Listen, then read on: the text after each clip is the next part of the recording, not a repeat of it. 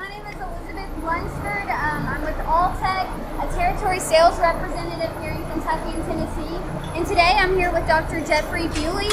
He's also an employee of Alltech on our on-farm support team, whose goal is really just to support our customers, to support farms and help them to know better and to do better. And today we're going to learn about heat stress. We're in Kentucky and Tennessee. The Southeast is known for being hot and humid, and so I think it's a good time. It's June. A lot of people will start thinking about heat stress probably in April, but I think it's a good day to talk about it. So, Jeffrey, when does heat stress start? When will cows actually start experiencing heat stress? The number that we typically talk about is when the THI, or temperature humidity index, is 68, which to me and you is pretty comfortable. Maybe we might even need a light jacket. Cows experience heat stress a lot sooner than what we do.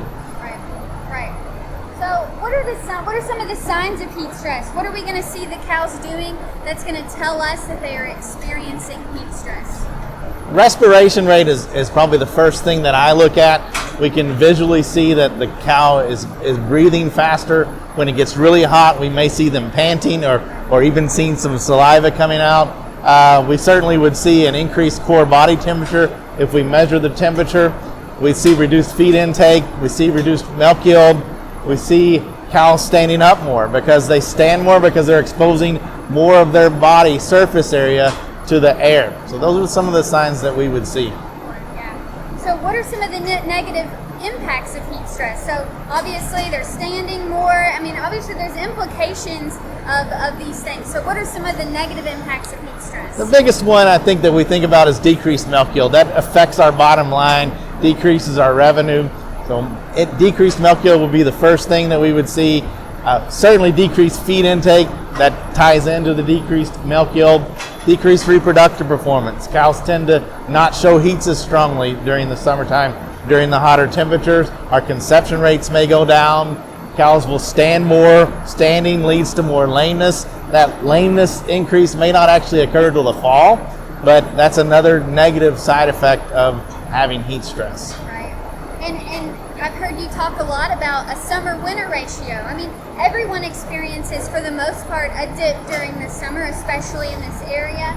But, how do we measure what is enough, what's acceptable? And maybe that's on a farm-by-farm basis of establishing that number. The summer-winter ratio is a concept that started actually in Israel. It's just starting to move into the United States. It's really a simple concept. You take a variable like milk yield and you compare the milk yield average in the winter to the summer. The closer to 1 that is, the better we're doing in terms of managing heat stress. It gives us a way of benchmarking, because too often in the past, if I say to a farm, you're losing too much milk in the summer, they say, okay, that's fine, but everybody loses milk in the summer. The question isn't whether you lose milk, it's how much do you lose compared to your contemporaries. I think it's important that when we look at summer-winter ratios, we compare within a region.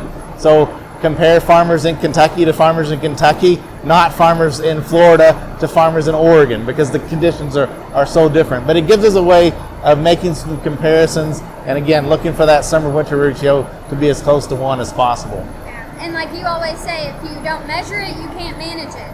And so that's just another tool that we can use. So some of these things, what are some things that we can do at the farm level to help these cows manage heat stress? What are some different things that we can do, whether sprinklers or... So a lot of what I do is in housing, and the first thing to think about is natural ventilation.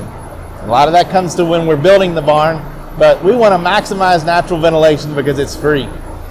We want to have high sidewalls and a naturally ventilated barn so that we get good crosswinds across the barn. We want to have a slope to the roof of at least 312, ideally 412, to pull that air up, and that's going to have some kind of a chimney effect. And we need a ridge vent at the top of that barn to allow that air to escape.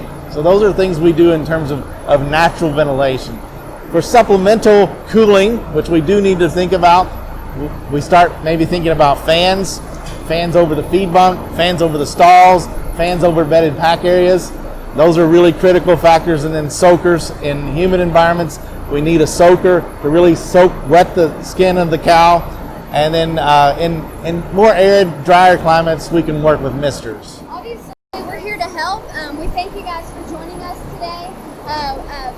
Feel free to reach out to Alltech. Feel free to reach out to your local representative or the site online, and they can help you get into contact with either someone on the nutrition side, on the feed side, or even help with someone like Jeffrey. We have a lot of different individuals that can provide a lot of different support at the farm level, and we're here to support farmers.